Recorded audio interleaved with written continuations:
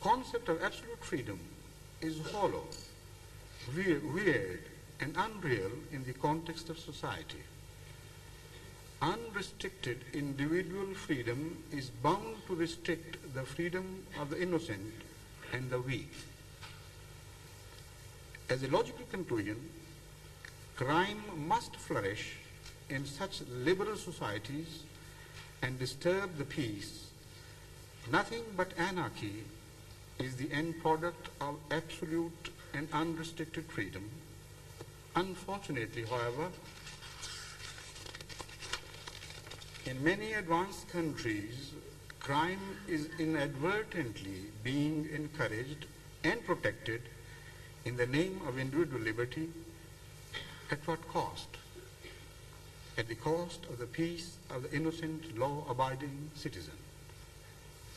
Sometimes it is so misconceived, the concept of freedom I mean, and misapplied, that the beauty of the cherished principle of freedom of speech,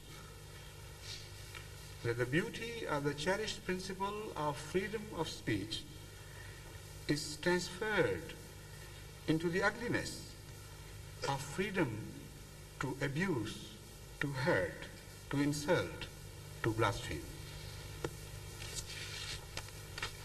But blasphemy as such is not held as a crime in Islam, punishable here in this world by any religious authority. I have studied the Holy Quran hundreds of times, and particularly I have tried to search one single verse of the Holy Quran which declares any punishment for the blasphemer in this world by any authority. 5 times in the Holy Quran blasphemy has been mentioned, although Holy Quran very strongly discourages indecent behavior, indecent talk, hurting others' sensibilities without rhyme or reason, or even with rhyme or reason. Yet Islam does not punish blasphemy. For instance, in Surah An-Nisa, verse 141, this subject is mentioned in generality. The verse declares, وَقَدْ نَزَّلَ عَلَيْكُمْ فِي الْكِتَابِ أَنْ إِذَا سَمِعْتُمْ آيَاتِ اللَّهِ يُكْفَرُ بِهَا وَيُسْتَهْزَأُ بِهَا فَلَا تَقْعُدُوا مَعَهُمْ حَتَّى يَخُوضُوا فِي حَدِيثٍ غَيْرِهِ إِنَّكُمْ إِذًا مِثْلُهُمْ إِنَّ اللَّهَ جَامِعُ الْمُنَافِقِينَ وَالْكَافِرِينَ فِي جَهَنَّمَ جَمِيعًا. And he has already revealed to you in the book that when you hear the signs of Allah being denied and mocked at, sit not with them until they engage in a talk other than that. For in that case, you would be like them. Surely Allah will assemble the hypocrites and the disbelievers in the fire of chastisement. What a beautiful teaching with regard to the blasphemer. It does not only permit any human being to take the punishment of the blasphemer in his own hands, but also declares that you have only to boycott the blasphemer for that particular period in which he is indulging in blasphemy. The moment he mends his way or stops talking on blasphemous matters, you may again negotiate with him. Then blasphemy is mentioned in Surah Al-An'am, verse 69, blasphemy against God. وَلَا تَسُبُّ الَّذِينَ يَدُونَ مِن دُونِ اللَّهِ. That is the verse. Yet no punishment is mentioned. Blasphemy is mentioned in the Holy Quran against Mary and Jesus Christ, peace be upon him, and yet no punishment is at all advised. That is verse 157 of Surah An-Nisa.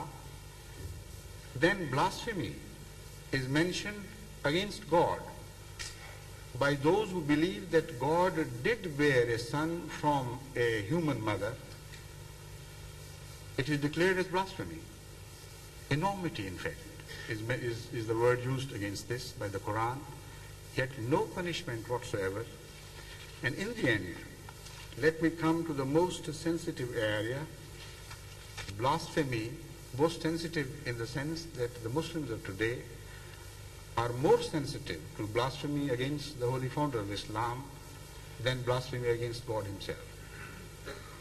Yet such an example of blasphemy has been recorded in the Holy Quran, which says that, which speaks of a hypocrite who is known in the history of Islam as the chief of hypocrites, Abdullah bin Ubay bin Salul, that once returning from an expedition, he declared in company that the moment they returned to Medina, he would, not he said, the noblest among the Medinites would expel the meanest among the Medinites from Medina. Now, everybody understood the message. One after the other, the companions of the Holy Prophet approached him, seeking permission to murder him. They could not tolerate the injury caused to them by this blasphemous declaration. None was granted any permission.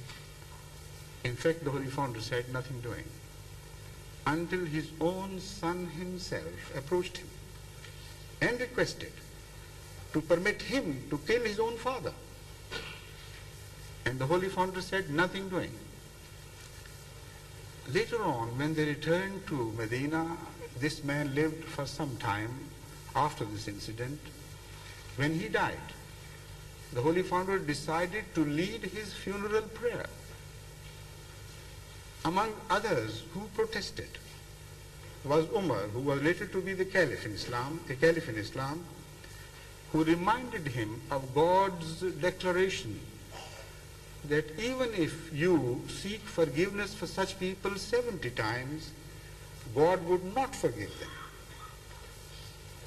The answer was, leave my way, Umar, I know better. If God would not forgive him, even if I seek forgiveness for him 70 times, I would do it more than 70 times. This was the founder of Islam.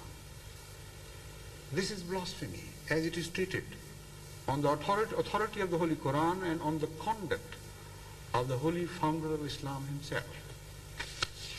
Such a religion must have a claim to establishing interreligious peace in the world.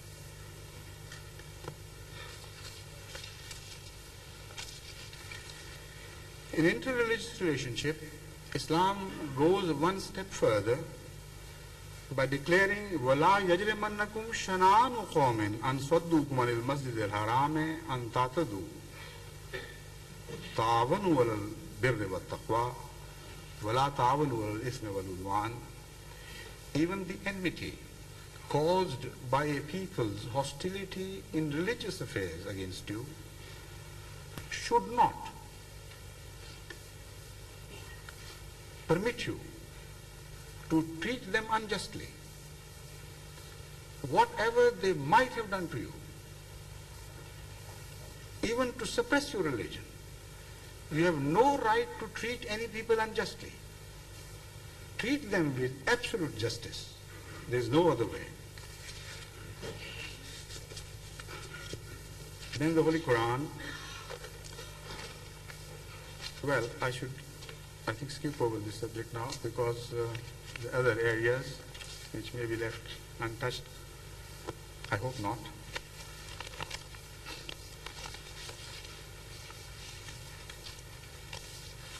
Now let's turn to the question of peace in society. Unfortunately, religious influences on moral behavior are fast losing their grip